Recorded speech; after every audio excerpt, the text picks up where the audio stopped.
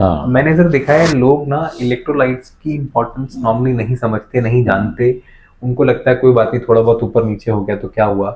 सो उनको ना वो एक मतलब एक एवरेज आदमी को नहीं पता व्हाट इज इलेक्ट्रोलाइट्स और उसका रिलेवेंस कहाँ पे है, या थोड़े से फ्लक्चुएशन से क्या हो सकता है। थोड़ा सर इसको अगर आप ब्रेक डाउन करके बताएं ना, सोडियम पोटेशियम खासकर। हाँ, ज़्यादातर जो हाइपरटेंसिव पेशेंट्स हैं, जो उनको ब्लड प्रेशर रहता है, तो उनको हम नॉर्मली बोलते हैं कि आप नमक कम खाइए। तो सोडियम क्लोराइड उसका कंपोनेंट है नमक का। तो सोडियम एक लेवल तक थोड़ा अगर कम रहता है तो बॉडी उसको अडेप्ट कर लेती है, बॉडी उसको एडजस्ट कर लेती है। लेकिन अगर वो एक पर्टिकुलर लेवल से नीचे गिर जाता है तो उससे ब्रेन में स्वेलिंग आ सकती है, किडनी पे भी ज़्यादा उसका इफ़ेक्ट पड़ता है, और ये दोनों ऑर्गन जो हैं वो अपना काम करना जो है वो स्लो कर देते हैं। जिन लोगों का सोडियम कम होता है वो सुस्त हो जाते हैं, ड्राउजी हो जाते हैं, एपिटाइट ख़त्म हो जाती है। हम लोग सोचते हैं कि शायद किसी और कारण से हो रही हो, लेकिन सिंपल कारण होता है कि सोडियम कम हो रहा है। तो इसलिए सोडियम और क्लोराइड चेक करते रहना चाहिए। और दूसरा, जहाँ तक पोटेशियम का सवाल है, पोटेशियम जो है वो हार्ट बीटिंग को कंट्रोल करता है। जी। जब हमारा पोटेशियम लेवल बढ़ जाता है तो पोटेशियम लेवल बढ़ने से हार्ट बीटिंग जो है वो स्लो कर देता है। मिस बीट आने लग जाती हैं, या पेशेंट को ईसीजी में चेंजेस आने लग जाती हैं। इवन लाइफ थ्रेटनिंग अरिथमियाज भी हो सकते हैं, जो कि हार्ट बीटिंग की इरेगुलरिटी को अरिथमिया बोलते हैं।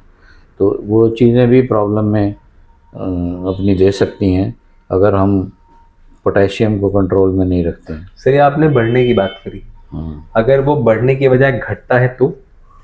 सोडियम के तो मैंने घटने की बात करी थी, क्योंकि घटने से जो है वो जैसे ब्रेन में क्लाउडी सा वो पेशेंट का एटमॉस्फेयर हो जाता है और वो भूख कम हो जाती है, ड्राउजी हो जाता है। लेकिन पोटेशियम के बढ़ने से जो है वो दिक्कत ज़्यादा होती है बजाय कम होने से। कम होने से पोटेशियम, मैग्नीशियम कम होने से मसल्स में प्रॉब्लम हो सकती है, मसल्स में पेन हो सकता है, क्रैम्प्स हो सकते हैं। तो इसलिए ये सब चीज़ें जो आपने क्वेश्चन रेज किया है कि क्या इलेक्ट्रोलाइट्स को टेस्ट करना ज़रूरी है, इसलिए ये इम्पोर्टेंट है कि अगर हम लेवल्स को ठीक रखें तो ये सब प्रॉब्लम्स हम दूर कर सकते हैं। तो सर, जो हम खासकर जो बीपी के पेशेंट्स होते हैं, जब बीपी के पेशेंट्स को हम बोलते हैं भाई नमक कम खाना है आपने, या कई लोग आजकल ऐसा करते कहते हैं भाई वाइट नमक नहीं खाना, हम वाइट नमक की जगह सेंधा नमक खाएंगे, पिंक सॉल्ट खाएंगे, हिमालयन सॉल्ट खाएंगे। तो सर, ये जो हम अगर हम अपने डाइट में नमक कम कर रहे हैं या वाइट नमक की को सब्स्टिट्यूट करके अगर हम पिंक नमक या सेंधा नमक यूज़ कर रहे हैं, क्या इससे भी sir sodium potassium levels effect होते हैं हमारे, या हो सकते हैं? हाँ, होते हैं। जो हम पिंक नमक या सेंधा नमक जो खाते हैं उसमें सोडियम की क्वांटिटी कम होती है, पोटेशियम की क्वांटिटी ज़्यादा होती है। ओके। और जो हम वाइट नमक जो है, टाटा आयोडाइज सॉल्ट जो होता है, उसमें आयोडीन होती है, जबकि दूसरे नमक में आयोडीन नहीं होती है। तो आई विल प्रेफर कि नमक कोई भी खाएं, क्वांटिटी कम होनी चाहिए। ठीक है। और कोई भी चीज़ रेगुलरली नहीं खाएं, उसको चेंज करते रहें, ताकि आपको हर चीज़ की जो है रिक्वायरमेंट शरीर को है वो पूरी होती रहे। जैसे आयोडीन की कमी हो जाएगी तो फिर थायराइड डिजीज बन जाएगी। तो बेटर ये है कि आयोडाइज नमक ही खाया जाए, जो कि एक स्टैंडर्डाइज है जी। और ऐसे जो अगर रॉक सॉल्ट हम जैसे लेते हैं तो उसमें हमें पता नहीं है कि सोडियम कितना है, पोटेशियम थोड़ा ज़्यादा होता है उसमें।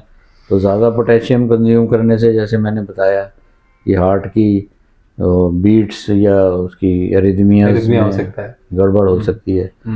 तो इसलिए बेटर ये, क्योंकि ये चीज़ें स्टैंडर्डाइज नहीं हैं हमारी कंट्री में, रॉक सॉल्ट या वो स्टैंडर्ड नहीं आता, जबकि आयोडाइज सॉल्ट जो है वो एक स्टैंडर्ड गवर्नमेंट ने फिक्स किया हुआ है कि वो आयोडीन से युक्त है, और आयोडीन खाने से हम थायराइड की डिजीज़ को दूर रख सकते हैं। तो सर, गुड़ जो है, जैसे आजकल कई लोग कहते हैं कि भाई हम ना चीनी नहीं खाएंगे, भाई सफ़ेद चीनी नहीं खानी, मगर सफ़ेद चीनी की जगह वो खांड, बूरा, गुड़, शक्कर, ये सब चीज़ें इस्तेमाल होती हैं।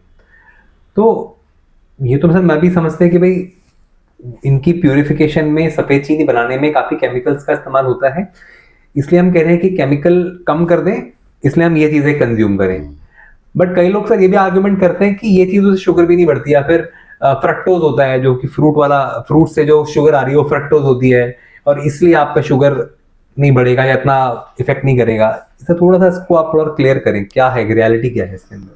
देखिए राहुल, ऐसा है कि मैं मानता हूँ सफ़ेद चीनी जैसे आपने बताया कि उसको बनाने में, उसके प्योरिफिकेशन प्रोसेस में बहुत सारे केमिकल्स यूज़ होते हैं, स्पेशली सल्फ़र यूज़ होता है। और जहाँ तक खांड का, गुड़ का सवाल है, शुगर वो भी बढ़ाते हैं, ऐसा नहीं है कि वो शुगर फ्री हैं, लेकिन उनका ग्लाइसेमिक इंडेक्स जो है वो शुगर से थोड़ा सा ज़्यादा होता है। ग्लाइसेमिक इंडेक्स एक इंडेक्स होता है जो कि शुगर जो है वो एब्जॉर्ब होके ब्लड लेवल कितनी तेज़ी से बढ़ाती है, उसको हम ग्लाइसेमिक इंडेक्स कहते हैं। तो जिन चीज़ों का ग्लाइसेमिक इंडेक्स हाई है वो थोड़ा स्लोली शुगर को बढ़ाती हैं, जबकि जिनका ग्लाइसेमिक इंडेक्स लो होता है, जैसे कि शुगर है या डायरेक्ट ग्लूकोज है, वो इमीडिएटली खाते ही शुगर का लेवल एकदम शूट अप करता है। तो ऐसा नहीं है कि वो चीज़ें बहुत सेफ हैं या हमें हर डायबिटीज़ को खा लेनी चाहिए। शुगर उनसे भी बढ़ेगी, लेकिन देर से बढ़ती है। हाँ, ये जो केमिकल वाली बात है, वो बहुत सारे लोग आजकल वाइट शुगर छोड़ते जा रहे हैं, लेकिन बेस्ट यही है कि आप अवॉइड करें जहाँ तक हो सके शुगर और शुगरी ड्रिंक्स, और अगर हो सके तो शुगर फ्री जो है टैबलेट्स या पाउडर मार्केट में अवेलेबल हैं। उसमें सबसे सेफेस्ट स्टेविया है जो कि प्लांट से डिराइव्ड है, या अगर स्टेविया आपको ना मिल पाए तो sucralose containing sugar free tablets या कंपोनेंट्स आप यूज़ कर सकते हैं। एस्पार्टेम ना यूज़ करें, क्योंकि एस्पार्टेम अभी रिसेंटली बैन कर दिया गया है, और वो जो शुगरी ड्रिंक्स वगैरह है उसमें भी होता है। तो वो आप एस्पार्टेम जिस चीज़ में है उसको चेक कर लें, जब कोई भी चीज़ खरीदें उस पर चेक करें कि इसमें कौन सा आर्टिफिशियल स्वीटनर डाला हुआ है। अगर एस्पार्टेम है तो उसको अवॉइड करें। सुक्रालोज हो तो आप ले सकते हैं, स्टीविया हो तो बेस्ट है डायबिटीज़ के लिए, क्योंकि वो प्लांट बेस्ड है।